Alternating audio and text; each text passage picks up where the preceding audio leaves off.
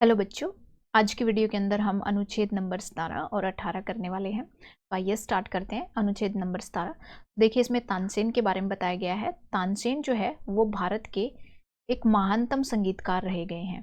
ठीक है, तो उनको भारत का महानतम संगीतकार कहा गया है। यह माना जाता है कि उत्तर भारत में उसी ने शास्त्रीय संगीत का परिचय कराया था। तानसेन ने अपने गुरु हरिदास स्वामी से संगीत सीखा। उसे संगीत से बहुत लगाव था। वह अकबर महान के दरबार के नवरत्नों में से एक थे। तानसेन अपनी कला में इतने निपुण थे कि वह अपने गायन से चमत्कार करा सकते थे। कहा जाता है कि वह मेघ मल्हार राग गाकर वर्षा करा सकते थे, और इसके साथ साथ अगर दीपक राग अगर वो गाते थे तो उससे दिए जला सकते थे। ऐसा कोई नहीं था जो उससे अच्छा प्रदर्शन कर सकता हो। अकबर उसकी कला से इतने ज्यादा प्रसन्न हुए कि उसे मियाँ की उपाधि दे दी। संगीत की दुनिया को तानसेन का योगदान संगीत की दुनिया में तानसेन का योगदान अमूल्य है। आज भी विश्व के अग्रणी गायकों और संगीतकारों के द्वारा उसे पूजा जाता है। तो ये हमारा अनुच्छेद है। तो आइए हम देखते हैं हमारे क्वेश्चंस।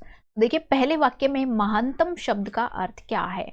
महानतम मतलब महान, महान संगीतकार। तो देखिए तानसेन से अच्छा कोई नहीं है, ये गलत है। तानसेन से अच्छा हो सकता है, अन्य लोग हैं जो तानसेन से अच्छे हैं, इसके बारे में अनुच्छेद में कुछ नहीं कहा गया है। तानसेन सबसे अच्छों में से हैं, यानी जो बहुत अच्छे लोग हैं उनमें से एक क्या है, कौन है, तानसेन है। तो ये हम मान सकते हैं कि उनको इसीलिए महानतम कहा जाता है। ये तानसेन महान मानव है ऐसा नहीं कहा गया है, ये सिर्फ संगीतकार के बारे में बात की गई है, एक मानव के बारे में बात नहीं की गई है। तो यहाँ पर हमारा जो तीसरा ऑप्शन जो है वो सही होगा। आगे देखिए दूसरा क्वेश्चन हमसे पूछा गया है, बहुत लगाव का आशय क्या है। यानी जब किसी से बहुत ज्यादा लगाव हो जाता है उसको क्या बोला जाता है। तो देखिए बहुत ज्ञान, पहला ऑप्शन दिया गया बहुत ज्ञान, दूसरा बहुत सृजन, बहुत प्यार, बहुत सम्मान। तो देखिए लगाव, लगाव होता है प्यार, तो यहाँ पर जो है हमारा थर्ड ऑप्शन यानी तीसरा जो ऑप्शन है वो सही हो जाएगा। बहुत लगाव का अर्थ होता है बहुत प्यार। आगे देखिए थर्ड क्वेश्चन, तानसेन के संगीत को श्रेष्ठ क्यों कहा जाता था। क्यों कहा जाता था, क्योंकि देखिए वो अपनी कला में इतने ज्यादा निपुण थे कि अपने गायन से वो चमत्कार भी करा सकते थे, तो इसलिए जो है उनके संगीत को श्रेष्ठ कहा जाता था। तो देखिए पहला ऑप्शन दिया गया है वह अनेक रागों को गा सकते थे, इसके बारे में कुछ नहीं कहा गया है। वह महान मनोविनोद करने वाला था, ये भी हमारे अनुच्छेद में नहीं लिखा है। उस जैसा शास्त्रीय संगीत कोई नहीं बजा सकता था, तो ये भी जो है ऑप्शन में नहीं, ये भी हमारा जो अनुच्छेद के अंदर नहीं कहा गया है। ये तो लिखा है कि उससे अच्छा कोई भी अच्छा प्रदर्शन नहीं कर सकता था, लेकिन ऐसा नहीं था कि उससे अच्छा कोई भी शास्त्रीय संगीत नहीं बजा सकता था।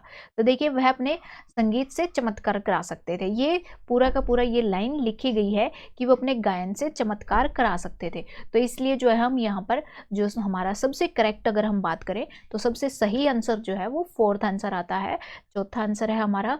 क्योंकि ये पूरा का पूरा हमारा किसके अंदर लिखा गया है, पूरा का पूरा अनुच्छेद के अंदर ये लाइन जो है वो दी गई है। आगे देखिए फोर्थ क्वेश्चन, उसे मियाँ या नवरत्न की उपाधि देकर सम्राट अकबर क्या प्रदर्शित कर रहा है, अपनी उदारता, प्रशंसा, क्रोध या संपन्नता। तो देखिए ये जो है प्रशंसा, क्योंकि वो तानसेन के अंदर इतने ज्यादा गुण थे, उनकी वो अपनी कला में इतने ज्यादा निपुण थे कि उन्होंने उनकी कला से खुश होकर, प्रसन्न होकर ही उनको ये उपाधि दी गई थी। तो ये क्या है, उनकी प्रशंसा है। तो हमारा दूसरा ऑप्शन है वो सही होगा। किस राग को गाने के लिए, गाने से तानसेन दिए जला सकते थे। तो देखिए यहाँ पर हमने देखा था कि दीपक राग, दीपक राग गाने से क्या किया जा सकता था, दीपक राग गाने से दिए जलाए जा सकते थे। तो ये जो है हमारा जो 17वां अनुच्छेद है वो हमने देख लिया है। आगे देखिए हम 18वां अनुच्छेद स्टार्ट करते हैं। तो देखिए यहाँ पर एक पिकनिक के बारे में बात की गई है कि क्या क्या जो है पिकनिक पर जाते हैं और वो वहाँ पर कैसे सेलिब्रेट करते हैं। तो देखिए मेरे पिता, मेरी छोटी बहन और मैं, हम तीनों जो है एक पिकनिक मनाने के लिए एक पार्क में गए। पार्क में एक बड़ा सा गुब्बारा दिखाई पड़ा, इसे जो है गर्म हवा का गुब्बारा कहा जाता है। इस गुब्बारे को क्या कहा जाता है, गर्म हवा का गुब्बारा। इसमें बहुत सारे रंग थे, इनके बीच में एक बड़ा सा टोकरा लगा था। गर्म हवा के गुब्बारे की लोग सवारी कर रहे थे, यह आकाश में ऊंचा उठ गया। जब यह ऊंचे आसमान में गया तो मेरी बहन भी रोमांचित हो गई। मेरी बहन गुब्बारे की सवारी करना चाहती थी। वह बड़े गुब्बारे की सवारी के लिए बहुत छोटी थी।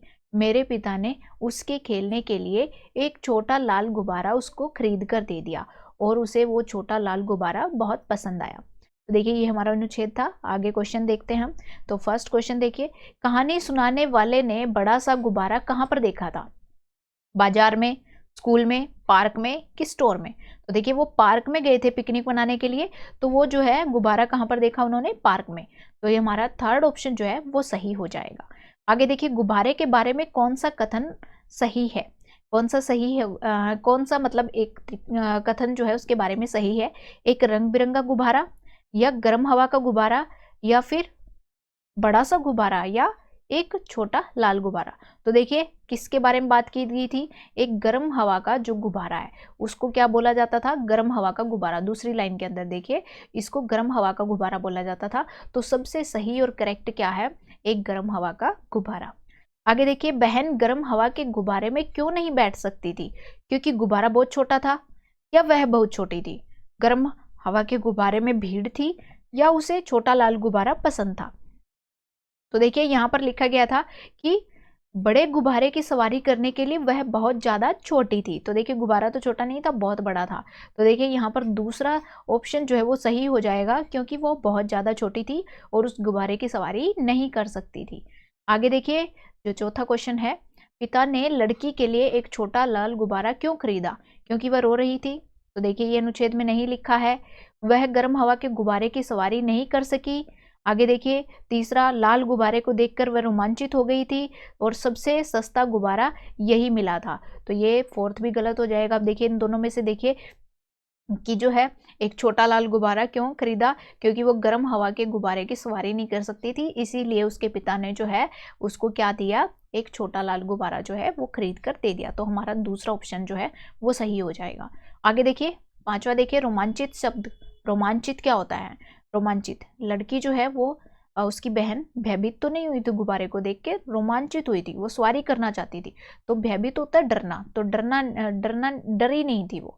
आगे देखिए, रुचिकर, जिज्ञासु, ये भी इसके ऑप्शन नहीं हो सकते। जिज्ञासु होता है कुछ चीज पूछना, रुचि होता है किसी चीज में अपनी रुचि दिखाना, ठीक है, किसी चीज में अपना इंटरेस्ट दिखाना। लेकिन वो उत्तेजित हुई थी, वो करना चाहती थी, उसको उत्तेजित हुई थी। तो इसलिए जो है इसका जो सही ऑप्शन जो है वो क्या हो जाएगा? दूसरा ऑप्शन जो है वो सही हो जाएगा। तो देखिए यहाँ पर हमने 17वां और 18वां अनुच्छेद कंप्लीट कर लिए हैं। बाकी के अनुच्छेद हम नेक्स्ट वीडियो के अंदर करेंगे। तो इसी के साथ साथ बाय बाय।